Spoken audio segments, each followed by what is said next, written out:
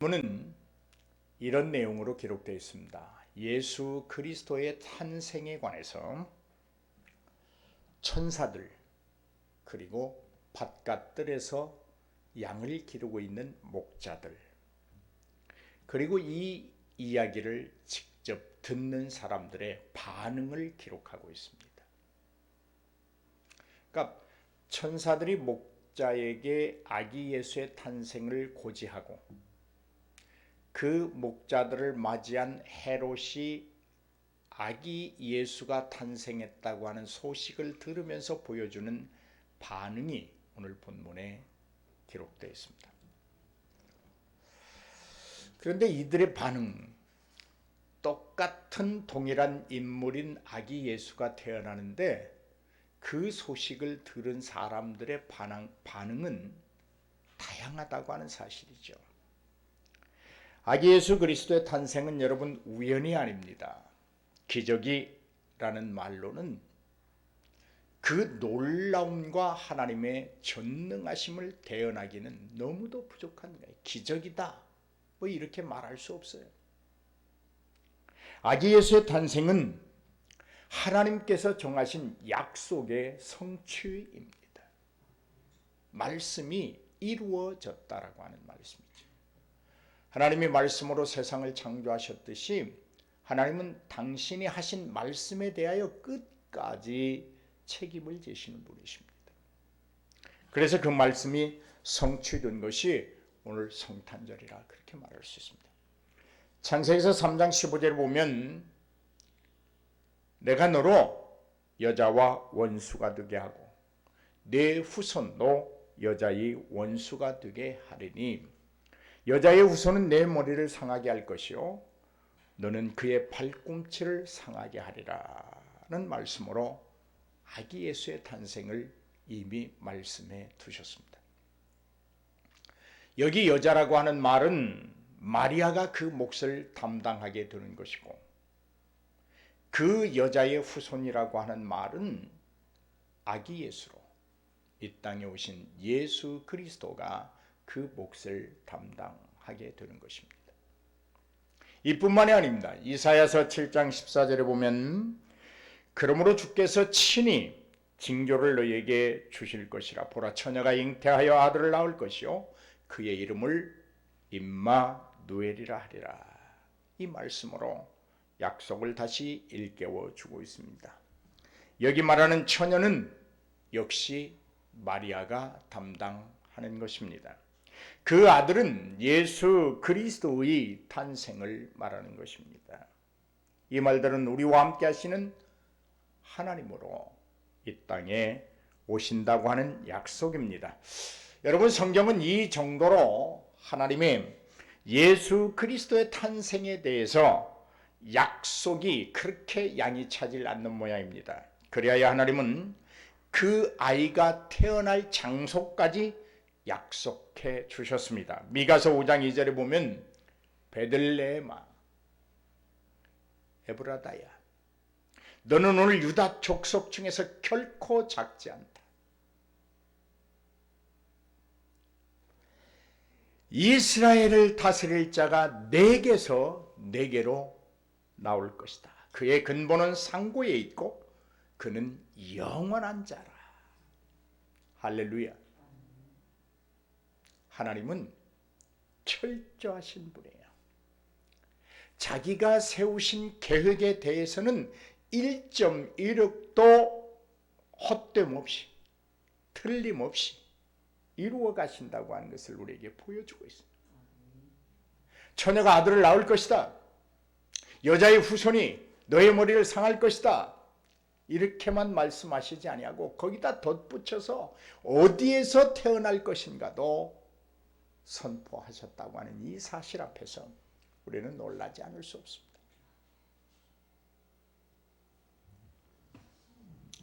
사랑하는 여러분, 오늘 우리 매년 맞이하는 성탄절입니다만은 좀 올해는 깊이 있게 한번 생각해 볼 필요가 있어요.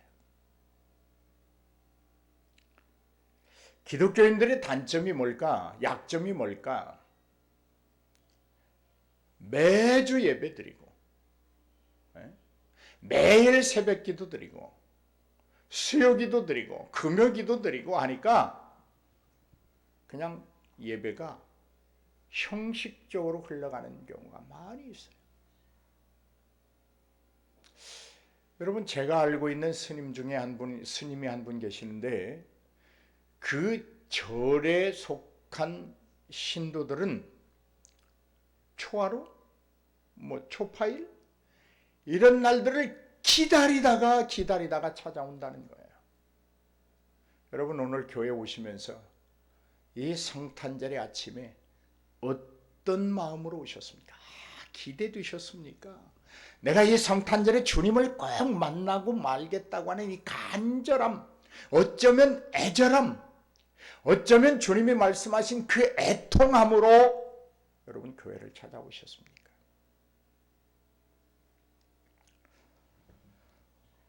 오늘 예수 그리스도의 탄생을 통해서 여러분 우리가 생각해 볼 부분들이 있습니다. 첫째로 아기 예수가 탄생한 곳은 원래부터 유명하거나 사회적으로 어떤 유명세를 타는 그런 지역이 아니었습니다.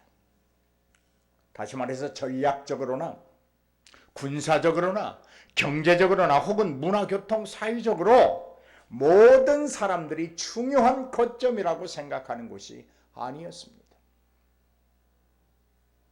그냥 보잘것없는 저 요단강 예루살렘 저 동편 쪽에 어디 한 곳에 있는 그냥 그런 마을이었어요. 그곳에 그 보잘것없다고 말하고 무시하고 누군가 인정하지 않으려고 하는 그곳에 아기 예수가 오셨어요. 그곳에 아기 예수가 오셨어요. 보잘것없다고 말하는 그곳을 하나님은 구약의 다윗의 동네라고 명칭하고 있어요. 다윗이 누구입니까? 이스라엘의 왕이에요. 그 다윗의 후손 중에 세상을 구원할 자가 태어나리라고 하는 하나님의 약속이에요.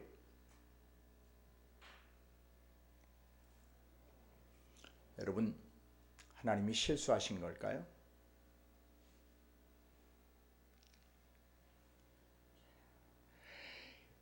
하나님이 실수하신 걸까요? 그렇지 않습니다. 우리에게 계시하는 바가 있습니다. 오늘날 우리들도 우리의 현실이나 우리가 거하는 처소들을 있는 그대로 바라보면 슬픔에 잠길 수밖에 없습니다. 한스러울 수밖에 없습니다. 아플 수밖에 없습니다. 답답할 수밖에 없습니다.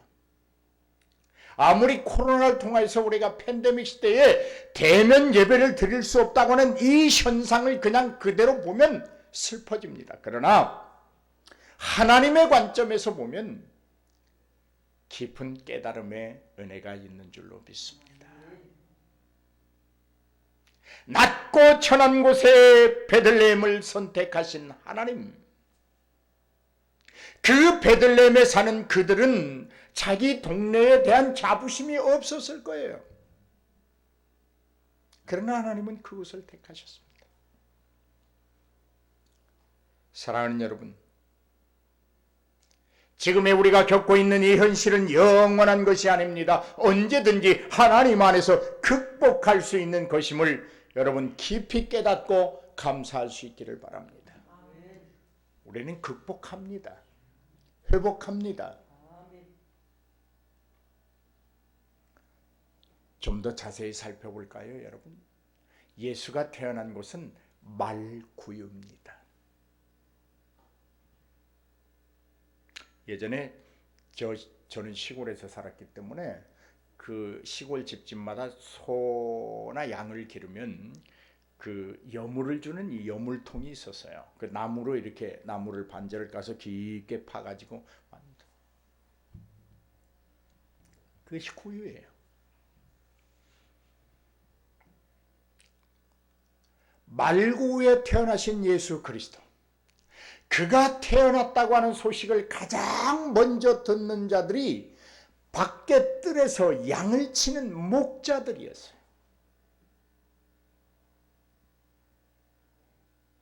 그리고 그 기쁨의 소식을, 온 세상이 누릴 수 있는 기쁨의 소식을 전달받는 곳이 따뜻한 아래묵이 아니고 화려한 왕궁도 아니고 바깥 광야와 같은 뜰이었어요. 오늘 본문이 그렇게 우리에게 증언하고 있어요.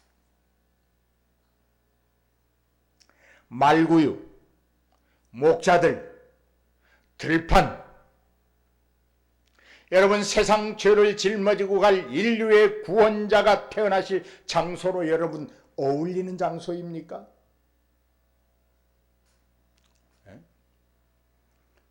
제가 언젠가 말씀드렸죠. 저희 형제가 12인데 유일하게 저만 병원에서 낳은 사람이라고. 저는 태어나면서부터 좀 특별했어요. 우리 형제들은 다 집에서 어머니가 혼인원하셨는데 저는 태어나면서부터 예쁜 여인의 손에 다 들림받고 이렇게 태어났어요. 한번 생각해 보세요.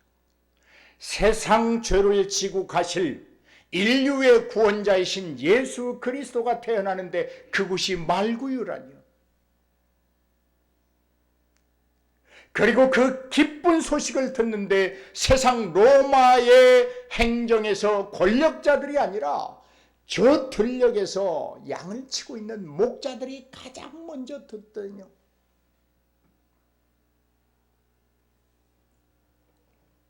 세상의 기준으로 본다면 인류의 구원자로 오시는 아기 예수는 여러분 왕궁에서 태어나야 돼요. 세상의 기준으로 본다고 하면 가장 호화로운 곳에서 태어나야 합니다.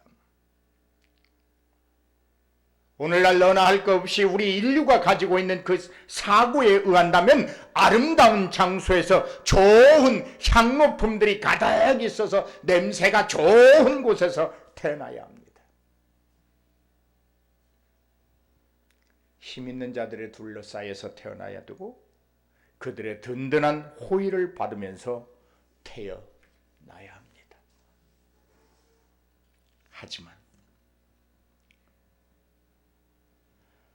하지만 온 백성을 구원할 구주로 오시는 예수 그리스도는 그렇게 하지 않았습니다. 낮고 또 낮은 곳, 더 낮아질 수 없는 곳을 찾아서 오셨습니다. 더 이상은 낮아질 곳이 없는 곳입니다. 더 이상은 구린내가 나고 더 이상은 맡을 수 없는 냄새가 진동하는 곳이 그곳이었습니다. 보잘것없고 추앙받지 못하는 목자들에게 자기의 탄생을 가장 먼저 알리는 하나님의 놀라운 의도가 담겨져 있습니다.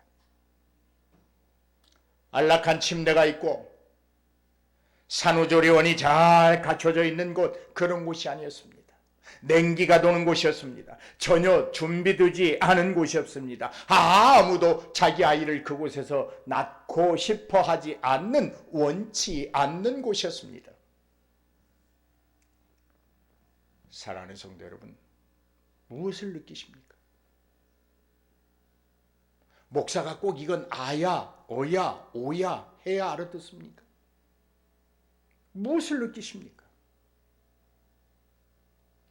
화려한 황실이 아닙니다. 다윗의 동네에 허름하고 냄새나는 말구유의 아기 예수를, 그것도 세상을 구원할 구주로 인류의 죄악을 온몸에 짊어질 구원자로 그곳에 보내셨습니다.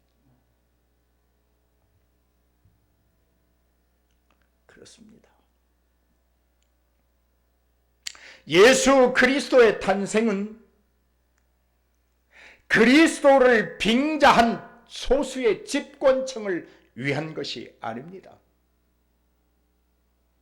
우리는 이 대목에서도, 이 한 말씀 속에서도 내가 왜 예수를 믿어야 되고 어떻게 예수를 믿어야 할 것인가, 무엇으로 내가 예수를 믿는다라고 세상을 향해 외칠 수 있을까에 대한 고민에 빠져야 돼요.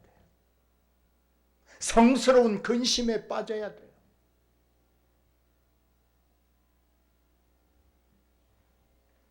예수는 온 백성을 위한 좋은 기쁨의 소식입니다. 그리스도의 탄생에 천사들이 노래했습니다. 오늘 사랑하는 여러분, 예수 믿기 때문에 말구유를 한번 찾아가 보셨나요? 예수 믿기 때문에 가장 천한 자리에서 기쁜 소식을 듣기 원했었던 적이 있나요? 예수 믿기 때문에 마리아처럼 온 사람들의 비난과 또 그 수욕적인 치욕을 감당하려고 하는 그 사명에 응답해 보셨나요?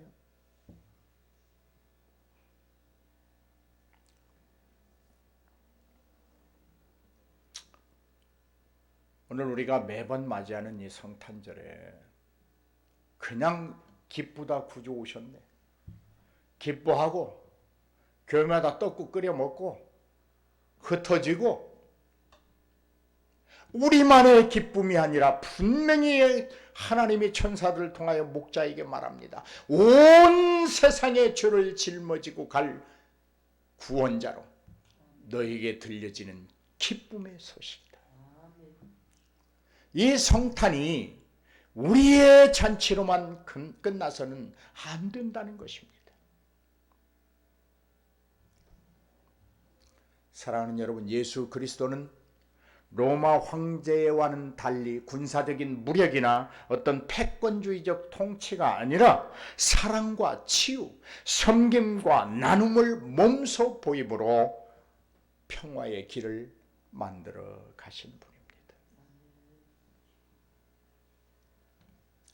팍스 크리스티라고 하는 말이 있습니다. 말은 라틴어예요. 영어 사전 찾아봐도 없어요. 이 말은 예수 그리스도의 평화라는 말이에요. 그 다음에 팍스 로마라고 하는 말이 있어요. 이 말은 로마의 평화라고 하는 말입니다. 이 두 가지를 비교하면 질적으로, 전적으로 다른 평화와 질서를 말하고 있습니다. 팍스 로마라고 하는 것은 군사력, 우월한 힘을 통해서 만들어가는 평화요 질서인 반면에 팍스 크리스티라고 하는 이 평화는 사랑과 섬김과 나눔과 베품과 용서와 화해와 존경과 자비를 통하여 만들어가는 평화요 질서였습니다. 여러분, 제가 묻지 않아도 여러분 머릿속에 이미 팍스 크리스티가 훨씬 좋구나 라고 판단하셨죠? 그렇습니다. 유대의 왕인 다윗의 가문에서 태어나신 예수 그리스도가 십자가의 죽음을 길을 걸으셨다는 사실 자체가 팍스 크리스티.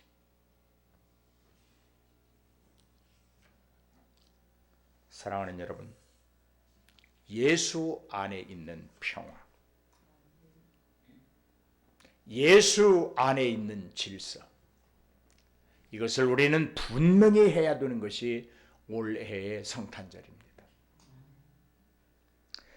아기 예수님의 성탄은 우리 각 사람에게 구원의 선물을 주시기 위한 하나님의 사랑과 자유, 생명과 평화의 이야기입니다.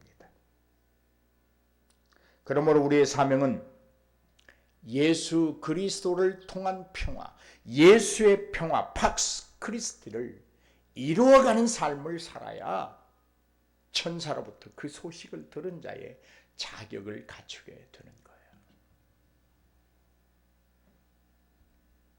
힘으로 누르고, 지식으로 속임을 꾸미고, 가진 것으로 억압하는 그런 무력이나 패권주의에 의한 위장된 평화, 거짓된 안정 아닙니다. 예수가 오셔서 모든 사람에게 기쁨이 되게 주시는 그 구원의 평화는 사랑과 치유입니다. 나눔과 섬김입니다. 배려와 수용입니다. 용서와 화해입니다. 그것들을 버무려서 평화를 만들어 가야 합니다. 아기 예수의 탄생에는 여러 사람이 등장한다고 제가 말씀드렸습니다. 들녘에서 양을 치다가 천사들이 전해주는 계시를 듣는 그 사람들, 그리고 그것을 즉각적으로 행동을 옮기는 목자들, 임신한 몸으로 무리한 여행을 감당해야 하는 그 현실에 시달리는 마리아를 돕는 요셉, 예수 그리스도의 탄생을 알고 그로 인하여 감당해야 하는 놀라운 일들을 마음에 새기고 생각하며 순종하는 마리아. 어느 누구든 좋습니다, 여러분. 이들 중에 한 분만은 되셔야 합니다.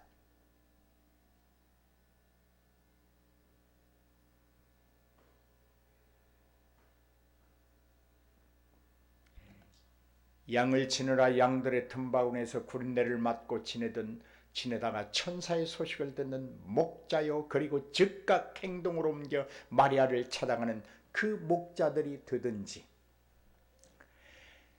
임신한 몸을 이끌고 수백 리길을 걸어서 호적을 하러 가는 그 마리아의 현실, 많은 사람들이 아마 손가락질했을 거예요. 저것 약혼만 했는데 임신을 해? 그 수모와 그 모든 마리아가 겪는 고통을 옆에서 돌보고 돌보는 요셉이 되든지,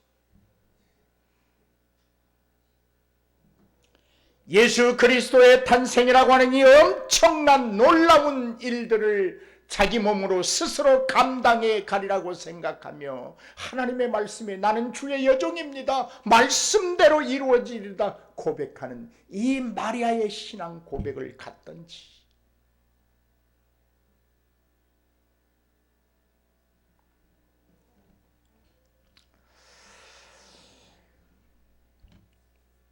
이들은 모두가 로마 황제 치하에서 하나님이 보내신 인류를 구원하실 예수 그리스도의 탄생의 증언자들입니다. 어때요, 여러분? 여러분은 복음을 증언하고 있습니까? 제가 성경 낭송과 탐구를 통해서 말라기서를 하면서 그 말씀 드렸어요. 너희가 내 말을 듣지도 아니하고 생각지도 아니하고, 혹은 듣기만 하고 행함이 없다고 하면 나에게 거룩한 예물을 가지고 와 제사하는 자들 가운데서라도 나는 너희들을 내치리라. 목사님, 그건 구약의 이야기고요. 신약에서 예수님이 십자가에서 다 이루었다고 했는데 뭐 구약을 갖다 들이댑니까? 전라도에서는 그렇게 말하는 사람을 향해서 이렇게 대꾸하지요. 천만의 말씀, 만만의 콩떡, 삼천만의 꿀떡이다.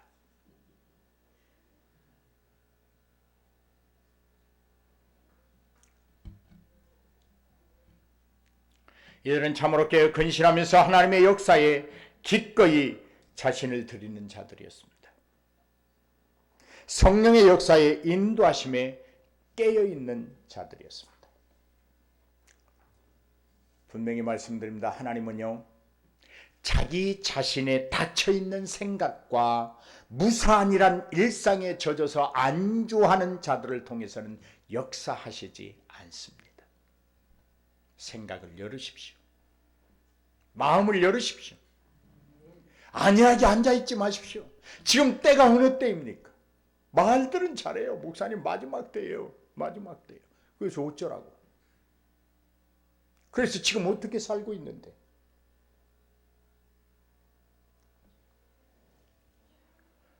하나님은요, 하나님의 일은 우리의 생각을 초월하는 것입니다. 그러므로 우리가 볼 때는 신비로운 거예요. 놀라운 거예요. 그런데 하나님의 편에서는 일상적으로 하나하나 이루어 가시는 과정이에요. 그런데 그 신비로움 때문에 때로는 우리가 세상에 대하여 저항을 해야 되는 그런 때가 있어요.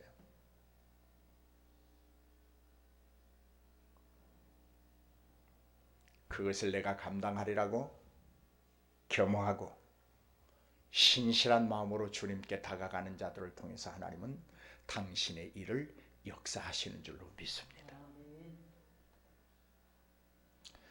아기 예수 그리스도의 탄생은 의심 많은 우리에게 더 이상도 더 그 무엇도 필요치 않는 표적입니다. 표적은 교회의 크기와도 관계없습니다. 표적은 사람들의 인식적 차이와도 관계가 없습니다. 표적은 하나님이 계획하신 것이고 하나님 편에서 이루어가는 것이고 우리는 상상할 수도 없겠지만 기대할 수도 없는 일이지만 하나님은 자기 백성들에게 그 신비로움을 통하여 내가 너희 하나님이다, 내가 만군의 주다 라고 하는 것을 보여주시는 거예요. 할렐루야. 할렐루야. 여러분, 처녀가 아이를 낳는다는 것처럼 신비로움이 어디 있어요?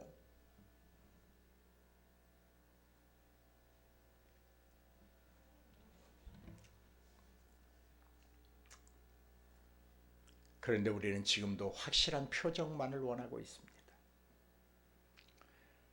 우리의 눈은 단 한 번에 사로잡힐 수 있는 이적을 바라고 있습니다. 손에 쥐어지기를 원하고 눈앞에 보이기를 원하는 것이 우리가 가진 표적과 이적에 대한 바람이요 자세입니다. 하지만 하나님은 인류 구원의 놀라운 사건을 눈에 띄지 않고 관심도 없는 곳에서 보잘것없는 천민들을 들어서 이루어 내셨다고 하는 것에 우리는 희망을 갖습니다. 여러분과 저도 하나님 앞에 쓰임받을 수 있기 때문에 희망을 갖습니다. 할렐루야.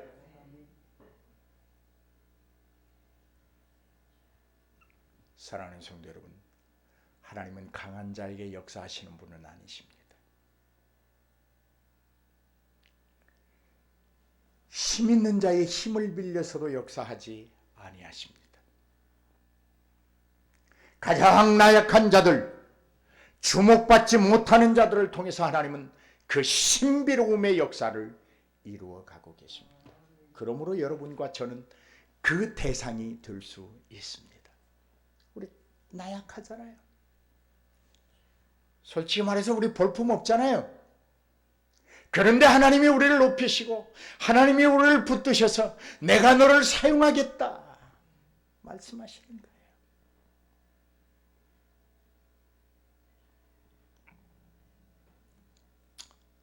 그러므로 우리 모두는 하나님 앞에 쓰임받을 수 있다고 하는 이 사실 앞에서 오늘 성탄의 기쁨으로 감격하시기를 주의 이름으로 축복합니다. 하나님은 우리를 쓰십니다. 하나님은 우리를 쓰십니다. 반드시 우리로 하여금 인류 구원의 역사의 한 페이지를 감당하도록 하실 것입니다. 그러기 위해서 예수 소망교회를 이곳에 세우셨습니다. 확신합니다. 그리고 하나님은 우리에게 감당할 만큼의 능력과 기쁨과 그리고 결단의 각오도 주셔서 당신의 종으로 살아가기에 부족함이 없게 하실 줄로 믿습니다. 기도하시겠습니다.